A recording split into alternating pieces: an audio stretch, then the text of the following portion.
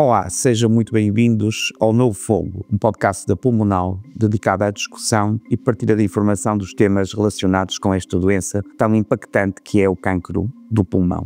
O meu nome é Eduardo Carqueja, sou psicólogo, trabalho sobretudo também nestas áreas do cancro do pulmão e nesta primeira temporada terei o prazer e a honra de conduzir conversas com 8 especialistas sobre o que está a ser feito melhor nesta área da inovação no cancro do pulmão. Nesta primeira temporada do Novo Fogo, o tema principal será a inovação no cancro do pulmão. Mas para entendermos o impacto destas inovações, é fundamental começarmos pelo princípio. O que é, afinal, o cancro do pulmão? Mistificar esta doença é o primeiro passo para uma abordagem mais informada e para a promoção de um diagnóstico precoce, onde a inovação tem um papel crucial.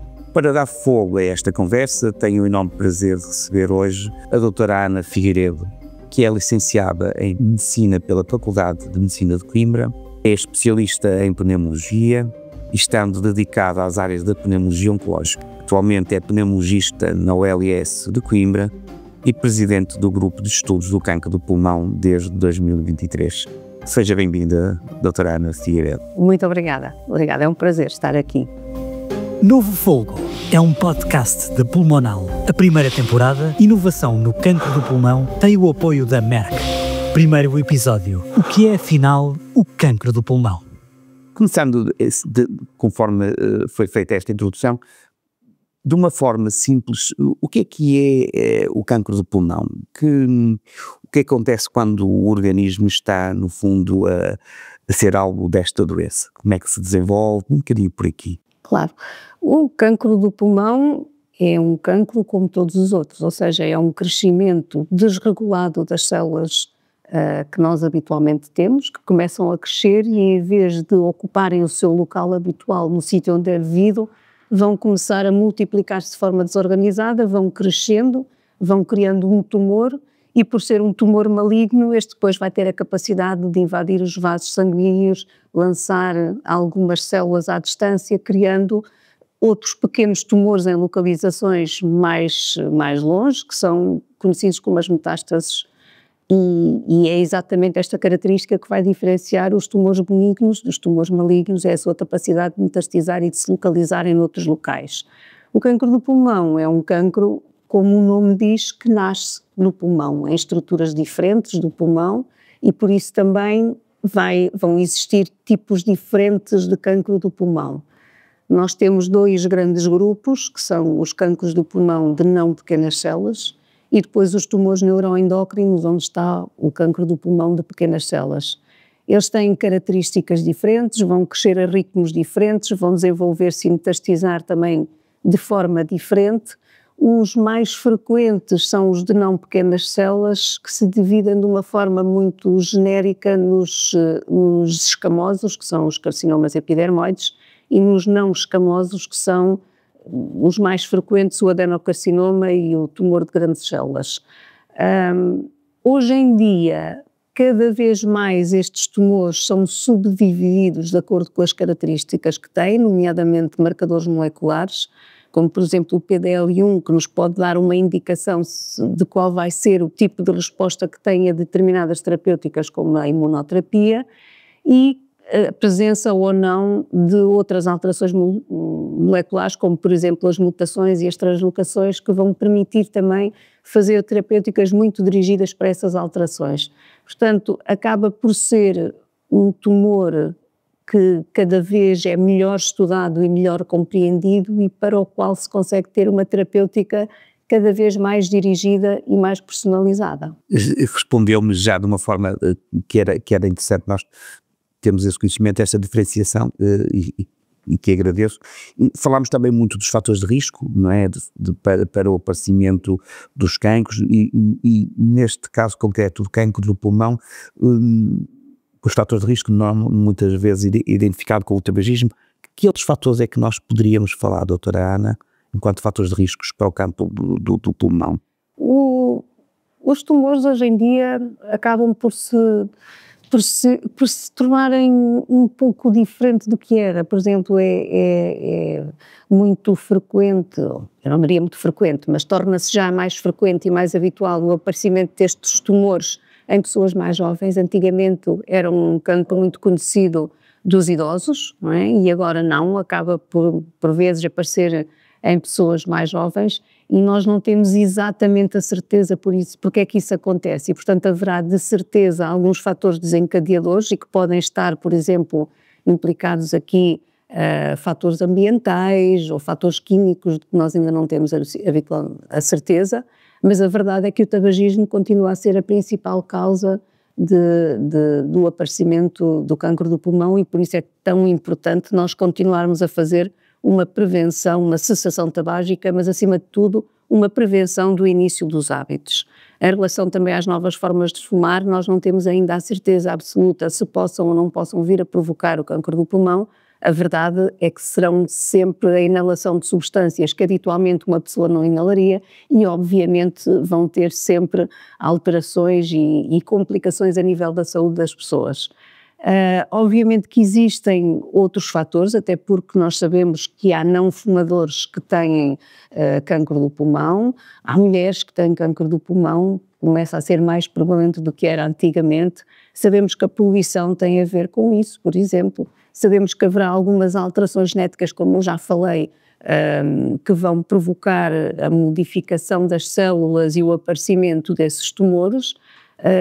Mas nós não temos ainda muito a capacidade de conseguir prever o aparecimento desses tumores nas pessoas, e portanto, acima de tudo, o mais importante de tudo que nós temos é a prevenção do início dos hábitos tabágicos, tanto para evitar que as pessoas terem hábitos de vida saudáveis, não é? E acima de tudo estarem atentos aos sinais e aos sintomas que possam indiciar o aparecimento, uma vez que o cancro do pulmão também tem uma característica muito especial, é o facto de que um tumor no pulmão pode crescer durante muito tempo sem dar qualquer sintoma. E por isso é que geralmente quando aparece o cancro do pulmão, aparece num estadio mais avançado, já muitas vezes com metastização, e que já não permite um tratamento tão radical como uma cirurgia, uma radioterapia, ou enfim, qualquer tratamento mais localizado. E portanto é fundamental que se esteja atento também a esses sinais. Aqui no fundo fala agora de sinais. Eu perguntava em relação aos sinais e sintomas, quais serão assim que as pessoas possam estar mais alertas para que procurar aconselhamento médico? Quais serão esses sintomas que falava também de muitas das vezes quando se faz o diagnóstico já está no estádio avançado, mas há alguns sinais ou sintomas que as pessoas possam estar alertas e que possam recorrer à ajuda médica? Claro, é fundamental. Primeiro podem haver sintomas que são característicos à maior parte dos tumores, a pessoa estar mais cansada, com mais falta de apetite, com emagrecimento. Isso levará a pessoa a pensar que existe ali alguma coisa que está a acontecer se não estiver a fazer por emagrecer ou por não comer, vá lá. Portanto, é importante ter esses cuidados. Mas depois existem sintomas quer relacionados com a própria doença, quer relacionados depois com a presença também de localizações à distância, as chamadas metástases. Em relação aos sintomas que são mais relacionados com o tumor em si, temos aqueles clássicos, ter a tosse, ter uma expectoração com algum sangue, ter uma falta de ar, isso é importante. E também é importante pensar que, por exemplo, as pessoas que são fumadoras, muitas delas têm DPOC e já poderão ter estes sintomas habitualmente. Portanto, se houver uma modificação desses sintomas, será uma razão para estar mais atenta, mais alerta e recorrer ao médico de família. E depois pode haver outros sintomas, uma dor óssea, uma dor de cabeça, uma desorientação, enfim, uma febre, alguma coisa que seja inexplicada. Não se deve estar muito tempo à espera de ter esse sintoma a ver se ele desaparece, e é importante recorrer ao médico de família e tentar perceber se existe mais alguma coisa por trás deste sintoma. Em relação àquilo que é, por exemplo, o diagnóstico precoce, como é que o diagnóstico precoce pode aqui impactar nas opções terapêuticas? É importante este diagnóstico precoce, por exemplo, no rastreio até do cancro o diagnóstico, bem, o rastreio do cancro de pulmão é toda já um outro tema, mas é verdade que o rastreio do cancro do pulmão, nós temos finalmente ensaios clínicos que nos mostram que consegue diminuir a mortalidade se for feito o rastreio do pulmão e, portanto, obviamente que todos nós que tratamos cancro do pulmão em Portugal estamos ansiosos que seja criado esse rastreio de cancro do pulmão, que tem que ser a nível populacional e nacional. Agora, o que se pode fazer também é um diagnóstico precoce, já não é um rastreio, mas um diagnóstico precoce quando existem esses sintomas. Porquê é que nós conseguimos diminuir a mortalidade? Porque precisamente com o rastreio nós vamos conseguir diagnosticar mais cedo. E, portanto, ao diagnosticar mais cedo, vamos diagnosticar doentes que estão numa fase, por exemplo, cirúrgica, em que permite uma sobrevivência mais longa, não é? E, portanto, o diagnosticar precocemente é importantíssimo nesta área. Há bocadinho falava, e quando falávamos daqui de alguns fatores que possam estar na gênese do cancro de pulmão, falávamos do tabagismo. É um mito que efetivamente só os fumadores, ou apenas afeta os fumadores, o cancro de pulmão é apenas só o resultado dos fumadores, ou como também já dizia há pouco, há aqui de facto outras dimensões. Que percentagem é que nós pudéssemos ter aqui algum estudo que nos dissesse que o cancro de pulmão tem uma percentagem maior ou menor de pessoas fumadoras?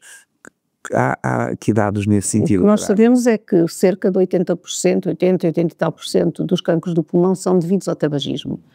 Mas obviamente só cerca de mais ou menos 16% dos fumadores é que vão desenvolver um cancro do pulmão.